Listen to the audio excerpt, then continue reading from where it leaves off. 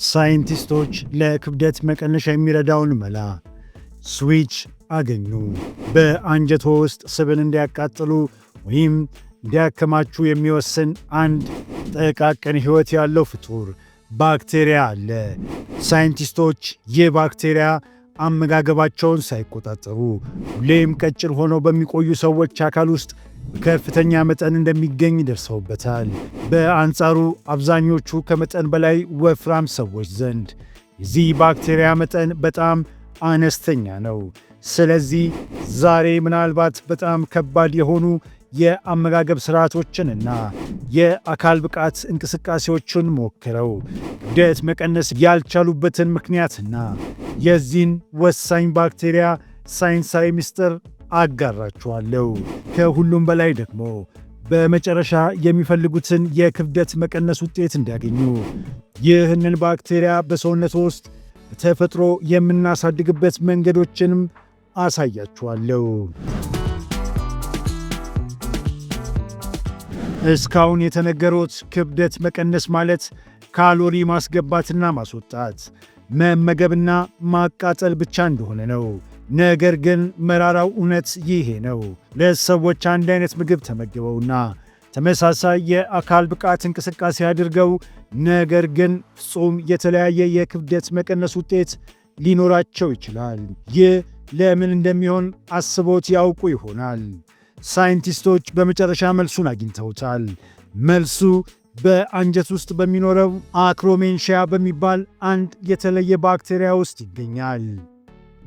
በሃርቫርድ እና በሌሎች ዩኒቨርሲቲዎች የተደረጉ ጥናቶች እንደሚያመለክቱት አክሮሜንሺያ አንድ ሰው ክብደትን ሊቀንስ ወይም እንዲጨምር የመወሰን አቅም አለው። በአንጀታችን ውስጥ ከፍተኛ መጠን ያለው አክሮሜንሺያ ያላቸው ሰዎች የሰውነት ስብ መጠናቸው አነስተኛ፣ የተሻለ የስኳር ቁጥጥር ያላቸውና ጣፋጭ የመመገብ ፍላጎታቸው አነስተኛ መሆኑን ጥናቶች ያሳያሉ። ከ10,000 በላይ ግለሰቦች ላይ የተደረገ ጥናት እንደሚያሳየው በአንጀታችን ውስጥ ከፍተኛ መጠን ያለው አክሮሜንሺያ ያላቸው ሰዎች ተመሳሳይ ምግብ እየበሉና ተመሳሳይ እንቅስቃሴ እያደረጉ እንኳን ለውፍረት የመጋለጥ ዕድላቸው በጣም ዝቅተኛ ነው።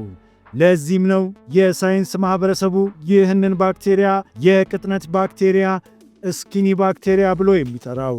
ትልቁ ግኝት ደግሞ አሁን ሳይንቲስቶች የተወሰኑ የምግብ አይነቶችን በመጠቀምና የተወሰኑ ነገሮችን በማድረግ የዚህን ባክቴሪያ ቁጥጥር በተፈጥሮ እንዴት መጨመር እንደሚቻል ደርሰውበታል። ስለዚህ ዛሬ በቀላሉ ክብደትን መቀነስ እንዲችሉ ይህንን ባክቴሪያ በትክክል እንዴት ማሳደግ እንደሚችሉ አጋራችኋለሁ።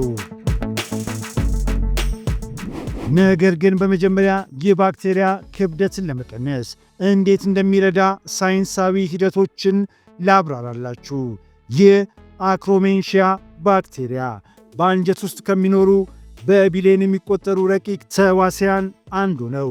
ሆኖም ይህ ባክቴሪያ በሰውነት ውስጥ ያሉ በርካታ የሜታቦሊዝም ሂደቶችን ይቆጣጠራል። አንደኛ፣ ይህ ባክቴሪያ ፒናይን የተባለ ፕሮቲን ያመነጫል። ይህ ደግሞ በሰውነት ውስጥ የጂኤልፒ1 ምርትን ይጨምራል።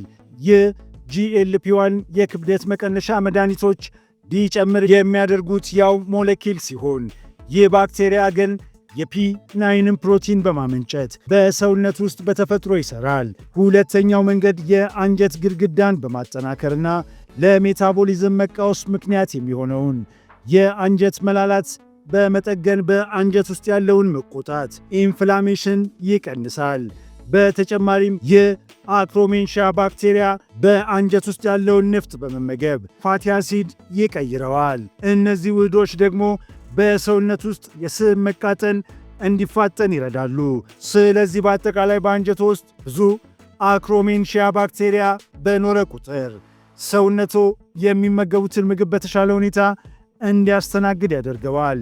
የኢንሱሊን መጠን በድንገት እንዳይጨምር ይከላከላል። የኢንሱሊን ስሜት ያሻሽላል። እንዲሁም ሰውነቶ ስብን እንዲያቃጥልና ቀድሞ የተከማቸ ስብን እንዲያቃጥል ይረዳዋል። ይህ ባክቴሪያ በአንጀት ውስጥ እንዲያድግ የምናደርግባቸው ተፈጥሯዊ መንገዶች አሉ። አሁን የማካፍላችሁ ዘዴ ፕሮቶኮል አክሮሜንሺያን በተፈጥሮ ለማሳደግ የሚረዳና በምንም መልኩ ሰውነትን የማይጎዳ ነው። አክሮሜንሺያ የሚወዳቸው 4 የምግብ አይነቶች እነሆ።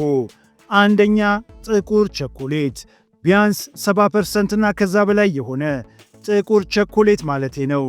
ምክንያቱም በውስጡ ፖሊፊኖልስ የተባሉ ንጥረ ነገሮች ስላሉትና ባክቴሪያው በእነዚህ ስለሚመገብ ቁጥሩ እንዲጨምር ያደርጋል። ሁለተኛ፣ አረንጓዴ ሻይ ግሪን ቲ፣ ምክንያቱም በውስጣቸው ካቲቺንስ የተባሉ ንጥረ ነገሮች በብዛት ይገኛል። እነዚህም አክሮሜንሺያን በአንጀት ውስጥ ሊበራከት የሚረዱ ፖሊፊኖልስና አንቲኦክሲዳንቶች ናቸው።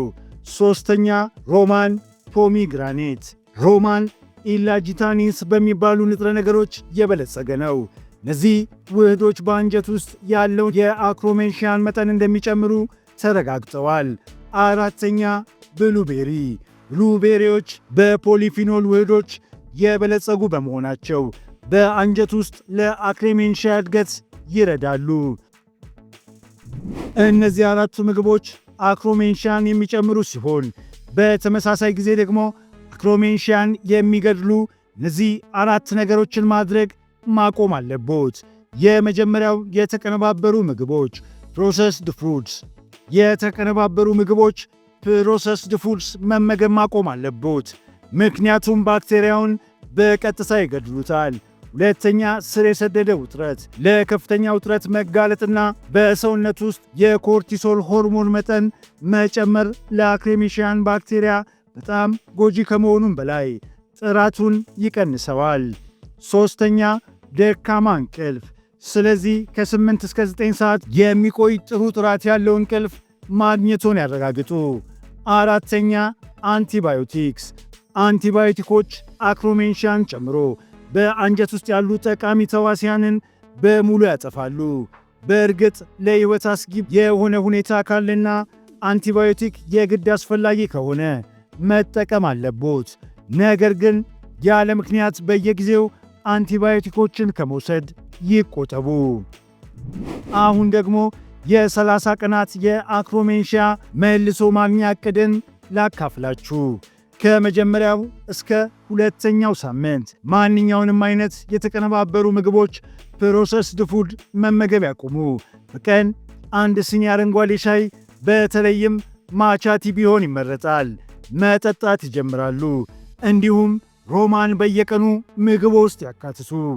ብዙ ሰዎች የሮማን ጭማቂ ይጠቀማሉ፣ ነገር ግን አብዛኞቹ ጭማቂዎች ስኳር ይጨመርባቸዋል። ያ አስፈላጊ አይደለም። ስለዚህ ትኩስ የሮማን ፍሬ መብላት ቢችሉ ተመራጭ ነው። ካልተገኘ ግን ያለምንም ስኳር የተዘጋጀ ትንሽ ብርጭቆ የሮማን ጭማቂ ብቻ ይጠጣሉ።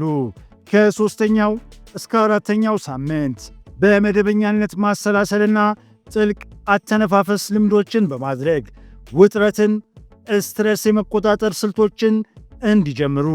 በተጨማሪም ብሉቤሪ በየቀኑ ምግቦ ላይ ይጨምሩ። በበረዶ የቆየ ፍሮዝን ብሉቤሪዎችን ቢሆኑ ይሰራሉ። ግማሽ ኩባያ ብሉቤሪ ብቻ በቂ ነው። በመቀጠል ቢያንስ 70% ካካዋ ያለው አንድ አነስተኛ ካሬ ቁራጭ ጥቁር ቸኮሌት መመገብ ይችላሉ። አክሮሜንሺያን ለማሳደግ ይህንን ለ30 ቀናት ይሞክሩ። በእርግጥ ክብደትን ለመቀነስ እየሞከሩ ከሆነ ይህንን ልምምድ ጸረ ኢንፍላሜሽን አንቲ ኢንፍላማቶሪ ከሆነ አመጋገብ ጋር ያጣምሩት።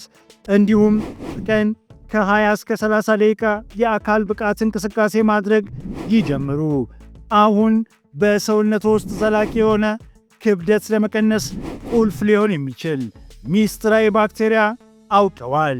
ስለዚህ ከሌሎች ጤናማ የአኗኗር ዘይቤዎች ጋር በማጣመር ዛሬውኑ ተግባራዊ ማድረግ ይጀምሩና በክብደት መቀነስ ረገድ የሚገኙትን ለውጥ ይመልከቱ። ይህንን ቪዲዮ ላይክ በማድረግ ቻናሌን ሰብስክራይብ ያድርጉ። እንዲሁም ይህ ጠቃሚ መረጃ ለሚረዳቸው ሌሎች ሰዎች ያካፍሉ።